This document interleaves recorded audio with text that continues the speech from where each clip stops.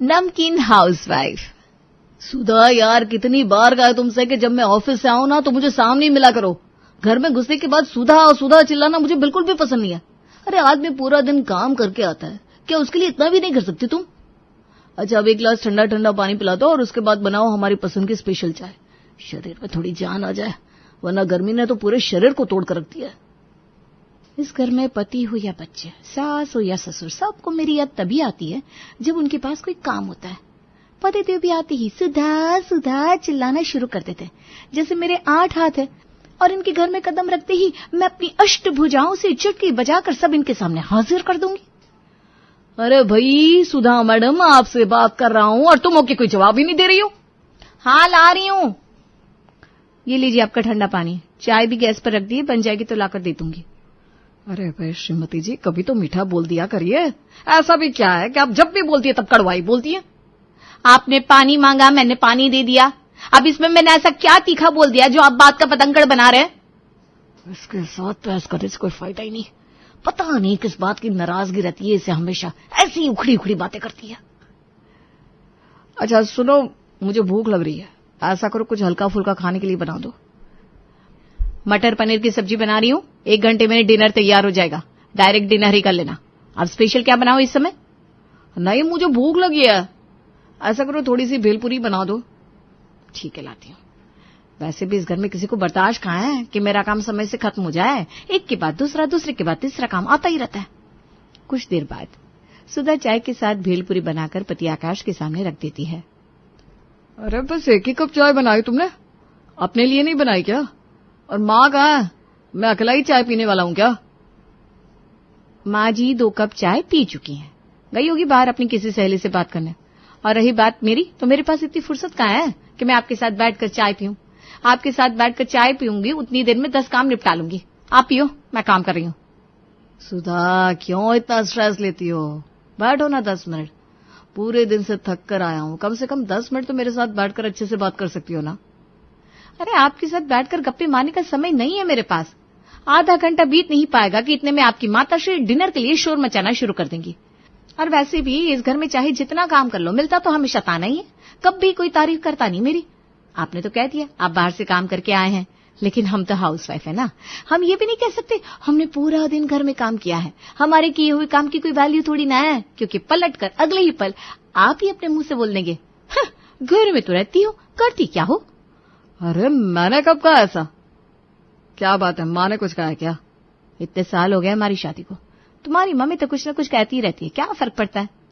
पति आकाश की किसी भी बात का ठीक तरह से जवाब दिए बगैर सुधा एक बार फिर से रसोई में जाती है और मटर पनीर की सब्जी, पूड़ी, रायता वगैरह बनाकर तैयार कर देती है। ठीक 1 घंटे बाद डिनर बनकर डाइनिंग टेबल पर लग चुका था। बेटा, ये पूरी रात के समय मुझे तो हजम नहीं होती, तुम लोग खाओ। मेरे लिए तो ऐसा कर 2 रोटियां सेक दे।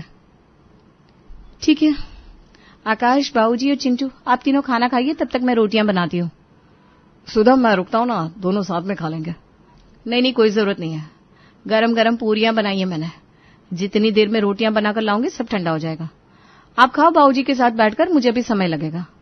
पति और ससुर का खाना टेबल पर लगाने के बाद सुधा एक बार फिर से रसोई में जाती है और सास के लिए रोटियां बनाने लगती है। कहने को माँ जी को सिर्फ 2 रोटी खानी है, लेकिन इन 2 रोटियों के चक्कर में मेरा कितना काम बढ़ेगा इसके बारे में कोई नहीं सोचेगा। अगर इन्हें 2 रोटी खानी थी तो थोड़ी देर पहले बता सकती थी। बर्तन धोकर रसोई की साफ सफाई करने के बाद खाना लगाया था। अब पहले मैं आटा गूंथूं, फिर उनकी रोटी बनाऊं, एक बार फिर से किचन का गैस चूल्हा सब कुछ साफ करूं, तब जाकर खाना खाने को नसीब होगा मुझे। हाउसवाइफ हूं ना, कोई इज्जत ही नहीं है घर में। सबके खाने के बाद सुधा ने सबसे अंत में डिनर किया। उसके बाद बर्तन साफ किए, सुबह के लिए दही जमाया, चिंटू के लिए 1 गिलास में दूध गर्म किया और फिर थक कर अंत में अपने बेडरूम में पहुंच गई। सुधा, कितनी देर से तुम्हारा वेट कर रहा था। तुम आजकल घर के कामों में इतनी उलझी रहती हो कि तुमसे कुछ बात ही नहीं हो पाती। क्या करूं, हाउसवाइफ हूं ना। मेरे किए हुए कामों की ना तो कोई वैल्यू है ना गिनती, लेकिन फिर भी काम तो करना ही है। अभी भी रसोई में ही काम कर रही थी। अरे मैंने ऐसा कब कहा कि तुम खाली रहती हो?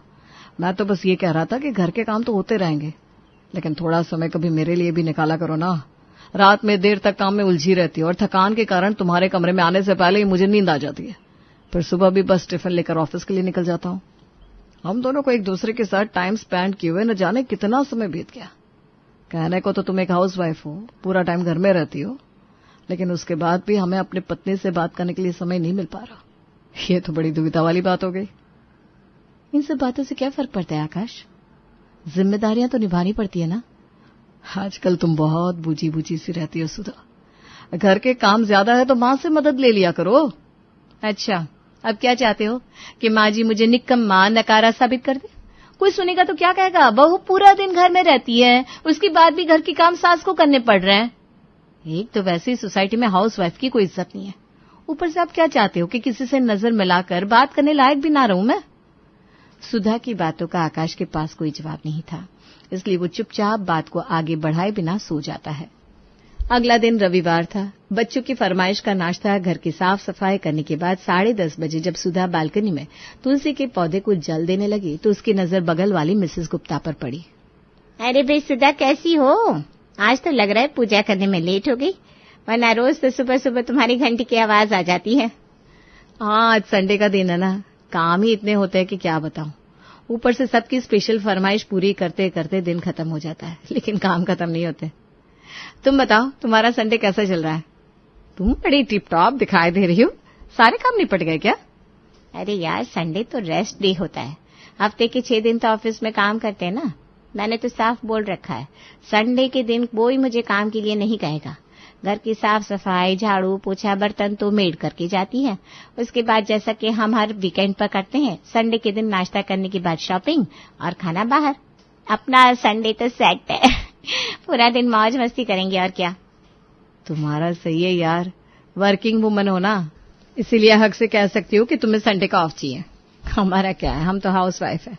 हमें कौन सा काम के लिए कहीं जाना होता है, और जब कहीं जाना नहीं तो थकान कैसे। चाहे कोई भी दिन हो, कोई भी समय, घर की 4 दीवारें ही हमारी दुनिया है। इससे आगे हम कुछ सोच ही नहीं पाते। संडे हो या मंडे, रहना तो हमें घर में ही होता है। और घर वालों को तो यही लगता है कि घर में रहने वाले आदमी को छुट्टी की क्या जरूरत। साल के 365 दिन हम तो वर्क मोड में ही रहते हैं। कौन से जमाने में जी रही हो यार तुम? ऐसा क्यों सोचती हो? संडे के दिन कुछ तो अलग किया करो, थोड़ा एंजॉयमेंट, थोड़ी मौज मस्ती। वो सब करने के लिए ना दूसरा जन्म लेना पड़ेगा। इस जन्म में ये सब हो पाना संभव नहीं है। खैर, मैं चलती हूँ, अभी बहुत सारा काम पेंडिंग है और फिर सबके लिए स्पेशल लंच भी बनाना है। तुम जाओ, अपनी शॉपिंग और लंच एंजॉय करो। हमारी ऐसी किस्मत कहाँ कि हम 2 घड़ी आराम कर सके। हमारी किस्मत में तो सिर्फ और सिर्फ काम ही लिखा है। सुधा अंदर आई तो देखा कि सास अपनी बेटी से बातें कर रही है। अंजलि बेटा, अब तेरा और तेरी भाभी का कोई कंपैरिजन थोड़ी ना है। वो तो घर में रहती है, उसे कौन सा समय की कमी है। लेकिन तुझे कहाँ फुर्सत मिल पाती है। पूरा हफ्ता तो तेरा स्कूल में बीत जाता है। कम से कम एक दिन तो अपने लिए निकाला कर, अपना ख्याल रखा कर बेटा। सोच रही हूँ कुछ कपड़े ले लूं और पार्लर भी चली जाऊं। बिल्कुल जाना चाहिए बेटा। अरे तू कंधे से कंधा मिलाकर चल रही है दामाद बाबू के साथ। अच्छा खाने पहनने का हक तो तुझे भी है। वैसे माँ, मैं सोच रही थी कि अगले महीने घर आऊंगी ना, तो भाभी के साथ ही माँ आकर चली जाऊंगी। लगे हाथ वो भी अपने लिए कुछ शॉपिंग कर लेंगी। अरे बेटा, मैंने कहा ना, तेरी भाभी का क्या है, उसे कौन सा पर्स टांग कर कहीं नौकरी करने जाना है। पूरा दिन घर में तो रहती है। अरे वो ना भी खरीदे तो उसका चल जाता है, लेकिन तुझे तो भाई बाहर जाना पड़ता है, तो कपड़े भी उसी हिसाब से लेने पड़ेंगे ना। सास और ननद की बातें सुनकर सुधा के माथे पर बल पड़ गए थे। दोपहर के लंच के बाद मैं सोच रहा था आज लंच के बाद हम लोग शॉपिंग करने चलते हैं। देख रहा हूँ तुम्हारे सारे सूट फेड हो गए हैं, सबका रंग बदरंग हुआ पड़ा है। और एक तुम हो, अपना ध्यान रखना चाहिए ना खुद से। क्यों नहीं कहते कि तुम्हें कपड़ों की जरूरत है। रहने दीजिए ना, क्या जरूरत है खर्च बढ़ाने की। महंगाई का जमाना है, और वैसे भी मैं कौन सा बाहर नौकरी करने जाती हूँ, हाउस वाइफ ही तो हूँ। मेरे कपड़े कौन देखने वाला है। ठीक कहा ना मैंने माँ जी। अरे बेटा, तुम पति पत्नी की बात में मुझे बीच में क्यों घसीट रहे हो? मैंने तुमसे कुछ कहा है क्या?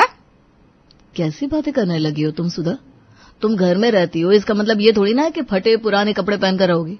अरे घर में रह रही हो, उससे क्या फर्क पड़ता है। अच्छा खाओ, अच्छा पहनो, खुश रहा करो। पापा, मैंने कल मम्मा से कहा हम लोग घूमने चलते हैं। आपको पता है मम्मा ने मुझे डांट दिया, कहने लगी घूमने में टाइम वेस्ट करेंगे तो घर के काम कौन करेगा। पता नहीं मम्मा हमेशा इतनी उखड़ी उखड़ी क्यों रहती है। मुझे तो मम्मा से बात करने में भी डर लगता है। हाँ तो मत किया करो मुझसे बात। अरे कोई मुझसे बात करे, इसके लायक कहाँ हूं मैं? अब तो खुश।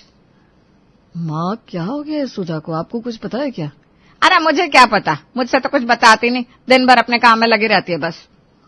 हाउसवाइफ होने का बोझ अपने दिल पर उठाए सुधा किसी तरह अपना समय बिता रही थी कि एक दिन, मम्मा जल्दी करो मेरी बात छूट जाएगी। अरे हाँ तेरा रोज का है, 1000 बार का है, 5-10 मिनट पहले उठ जाया कर। तेरी ये लेट उठने के चक्कर में रोज रोज बस के लिए मुझे रेस लगानी पड़ती है। सुधा गुस्से में बड़बड़ाते हुए चिंटू का हाथ पकड़कर उसे बस स्टॉप की तरफ ले जा रही थी कि तभी सामने उसकी सहेली स्मिता दिखाई देती है। अरे स्मिता, तुम बेटी को बस स्टॉप तक छोड़ने आई हो क्या? क्या बात है, आज ऑफिस की छुट्टी है? नहीं, मैंने वो जॉब छोड़ दी।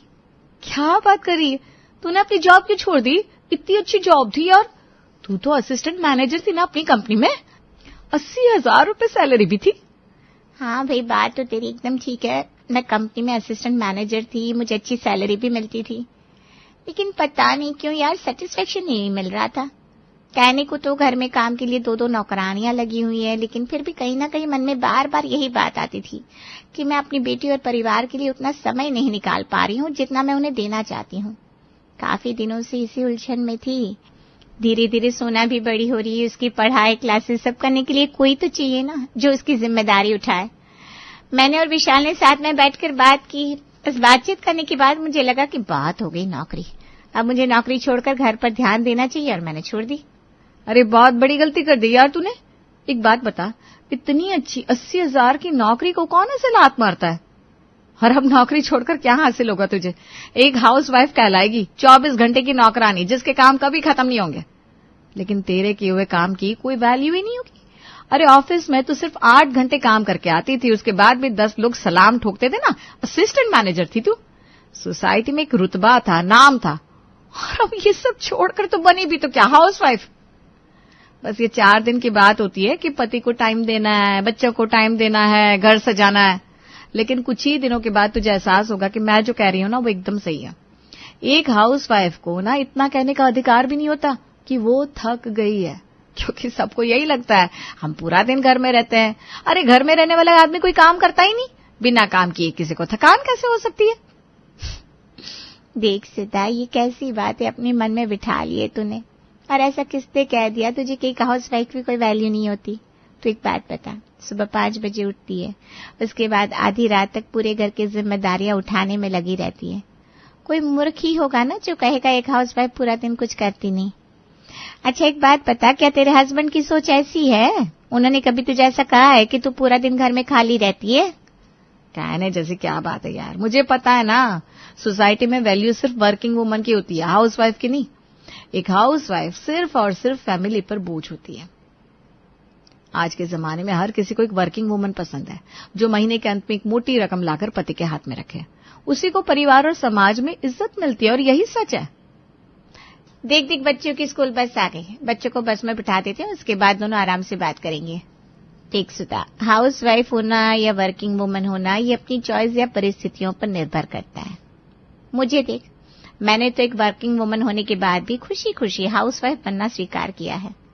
ना तो हम एक हाउस वाइफ को जज कर सकते हैं और ना ही वर्किंग वुमन को। अपनी तरफ से हर कोई फैमिली के लिए मेहनत कर रहा है, लेकिन तेरा ये सोचना कि हाउस वाइफ होना कोई बहुत छोटा या बेकार काम है और हाउस वाइफ के समाज या घर परिवार में कोई इज्जत नहीं होती, तो ये बहुत गलत है। बल्कि मैं तो कहूंगी जॉब तो फिर भी 8 घंटे में खत्म हो जाती है, हम कंप्यूटर बंद करके अपने घर आ जाते हैं, लेकिन एक हाउस वाइफ, उसका काम कभी खत्म ही नहीं होता। वो अपनी फैमिली की जिम्मेदारियों से कभी मुंह नहीं मोड़ती। इस नाते तो हमें हाउस वाइफ की ज्यादा रिस्पेक्ट करनी चाहिए ना। और सबसे बड़ी बात, किसी और से रिस्पेक्ट की उम्मीद रखना अलग बात है और खुद के काम की ही इज्जत करना एक अलग बात है। मुझे ऐसा लगता है कि तू खुद ही अपनी रिस्पेक्ट नहीं कर रही। अरे यार, थोड़ा कॉन्फिडेंस लाना अपने अंदर। एक परिवार को संभालना, बच्चों का पालन पोषण करना, उन्हें पढ़ाना लिखाना, अच्छा इंसान बनाना, इतना छोटा काम नहीं होता। अपने आप में वो एक फुल टाइम जॉब है और इसके लिए कोई सैलरी कभी हो ही नहीं सकती। एक हाउस वाइफ के सैक्रिफाइसेस की कोई कीमत ही नहीं होती। मैं तुझे कितने सालों से देख रही हूँ, ना कभी तो अपनी पर्सनालिटी पर ध्यान देती है, ना कभी अच्छे कपड़े पहनती है, ना तेरे चेहरे पर कभी स्माइल होती है। क्या बात है, क्यों इतनी बुझी बुझी रहती है? स्मिता क्या बताऊं, मुझे बस हर पल यही लगा रहता है कि मैं एक हाउस वाइफ हूँ और मेरी सोसाइटी में कोई जगह नहीं है। मैं 4 पैसे कमा कर नहीं ला रही, इसलिए मुझे ऐसा लगता है कि मुझे खर्च करने का भी कोई अधिकार नहीं है और इसलिए ना मैं अपने लिए कपड़े खरीदती हूँ ना खुद पे खर्च करती हूँ। अच्छा खाना खाने से पहले भी मेरे मन में ना ऐसे नेगेटिव विचार आते हैं। देख दोस्त, हाउस वाइफ होना क्या इतना डिप्रेसिंग है कि तूने जीना ही छोड़ दिया? मैं बहुत अच्छी तरह जानती हूँ तू एक अच्छी माँ है, अच्छी पत्नी है, अच्छी बहू है, सबकी जरूरत का ख्याल रखती है, सबके सारे काम समय पर करके देती है, लेकिन वो सब करते हुए तू कभी भी खुशी महसूस नहीं करती। बस यही कमी है तेरी लाइफ में। अरे यार, अपनी लाइफ में थोड़ा नमक लेकर आ, अपने काम को प्राइड के साथ कर और गर्व से बोल कि मैं एक हाउस वाइफ हूँ। एक वर्किंग वुमन तो सिर्फ 8 घंटे के लिए सज सवर के ऑफिस जाती है, लेकिन एक हाउस वाइफ वो तो 24 घंटे वर्क मोड में रहती है। उसे तो और भी ज्यादा खुद को मेंटेन करके रखना चाहिए।